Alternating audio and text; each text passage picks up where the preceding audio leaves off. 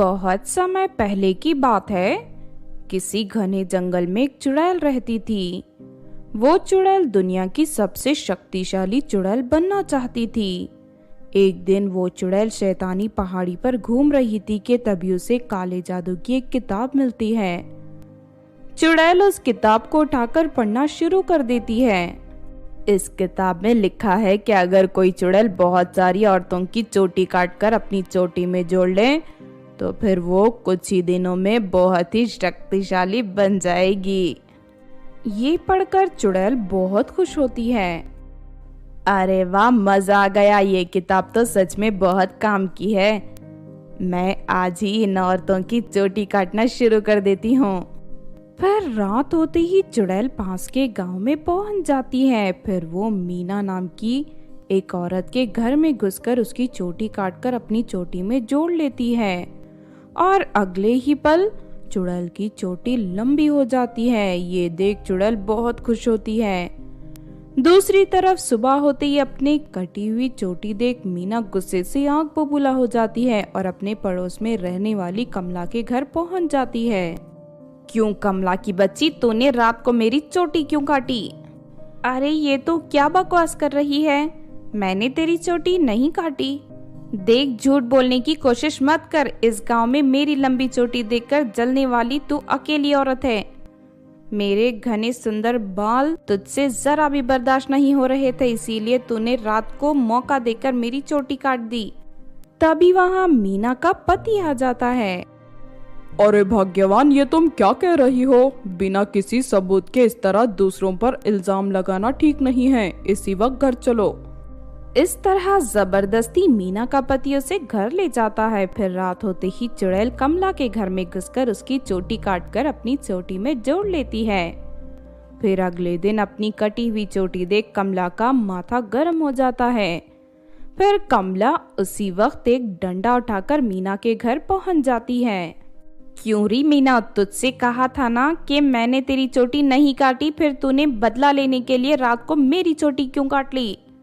तू क्या बकवास कर रही है? मैं तो अभी थोड़ी देर पहले सोकर उठी हूँ, मैंने तेरी चोटी नहीं काटी। देख, तू ज्यादा होशियार बनने की कोशिश मत कर। अब तू मुझसे नहीं बच पाएगी, मैं अभी डंडे से तेरा सर फोड़ दूंगी। लेकिन तभी वहाँ गांव वाले आ जाते हैं और कमला को रोक देते हैं। दूसरी तरफ ये तमाशा देख चुड़ैल बहुत खुश होती है। अगली रात चुड़ैल फिर से गांव की एक औरत की चोटी काट लेती है। इस बार गांव की सभी औरतें बुरी तरह घबरा जाती हैं और अपनी चोटी को काटने से बचाने के लिए रात भर जागना शुरू कर देती हैं। अरे ये औरतें तो बहुत चालाक हैं, ये रात को सोती ही नहीं। अब मैं इनकी चोटी कैसे काटूंगी? तभी चुड़ैल को एक उपाय सोचता है। वो शैतानी पहाड़ी पर जाकर वहां से एक शैतानी पौधा उठाकर ले आती है। उसके बाद चुड़ैल उस पौधे की पत्तियों को गांव के कुएं में डाल देती है।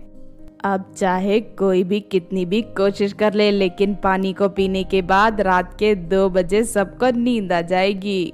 और ऐसे ही होता है। कुएं का पानी पीने के बाद रात को 2 बजते ही गांव के सभी लोग गहरी नींद में सो जाते हैं। फिर चुड़ैल रोज एक औरत की चोटी काटकर अपनी चोटी में जोड़ना शुरू कर देती है। देखते ही देखते कुछ ही दिनों में चुड़ैल लगभग गांव की आधे से ज्यादा औरतों की चोटी काट लेती है। दूसरी तरफ इस बात से सभी गांव वाले दहशत में आ जाते हैं। मुझे लगता है चोटी काटने वाले ने हमारे गांव के खाने में या पानी में कोई जादू मंत्र किया है, जिस वजह से हम कितनी भी कोशिश कर लें लेकिन रात के ठीक 2 बजे ही हम सभी गहरी नींद में सो जाते हैं। इसीलिए उस चोटी काटने वाले को पकड़ने के लिए मेरे पास एक बहुत बढ़िया उपाय है। इतना कहकर वो गांव की कुछ आदमियों को औरतों की तरह साड़ी पहना देते हैं और उनके सर पर नकली चोटी लगा देते हैं, जिस वजह से आदमी बिल्कुल औरतों की तरह दिखने लगते हैं। आप सभी गांव वाले मेरी बात ध्यान से सुनो। आज रात कोई भी कुछ नहीं खाएगा और कुछ नहीं पिएगा। हमें रात भर जाकर चोटी काटने वाली को पकड़ना होगा। उसके बाद रात होते ही कपिल औरत बने उन सभी आदमियों को गांव के चौराहे पर ले जाता है। तुम सब लोग यहाँ बैठकर बातें करो और फिर आधी रात होते ही यहीं पर सोने का नाटक करना। हम सभी गांव वाले आसपास छुपे रहेंगे। इस तरह सारी तैयारी हो जाती है। फिर औरत के भेष में मौजूद सभी आदमी गांव के चौराहे पर बैठकर आपस में बात करने लगते हैं। आधी रात होते ही वो सभी वही जमीन पर सोने का नाटक करने लगते हैं। तभी चुड़ैल गांव में दाखिल हो जाती है। अरे ये क्या, इतने सारी औरतें गांव के चौराहे पर क्यों सो रही है? लगता है इनके पतियों ने इन्हें घर से बाहर निकाल दिया। ये तो बहुत अच्छा मौका है, मैं एक साथ इन सभी की चोटियां काटकर अपनी चोटी में जोड़ लेती हूँ। चुड़ैल जैसे ही उनके पास पहुँचती है कि तभी वो सभी आदमी उठकर चुड़ैल को पकड़ लेते हैं। दूसरी तरफ आसपास छुपे गांव के सभी लोग दौड़कर वहां आ जाते हैं। ये देख चुड़ैल घबरा जाती है। अरे नहीं, इन लोगों ने तो मेरे साथ धोखा किया है। तेरे जैसी धोखेबाज को पकड़ने के लिए धोखे का ही सहारा लेना पड़ता है। चलो साथियों, जल्दी से इसकी लंबी चोटी काट लो। फिर सभी गांव वाले मिलकर चुड़ैल की चोटी काट देते हैं। दूसरी तरफ चुड़ैल ने गांव की जिन जिन औरतों की चोटी काटी थी उन सभी औरतों के सर पर वापस उनकी चोटी आ जाती है। ये देख सभी औरतें बहुत खुश होती हैं। फिर गांव वाले उस चुड़ैल को एक ताबूत में बांधकर पास वाली नदी में बहा देते हैं।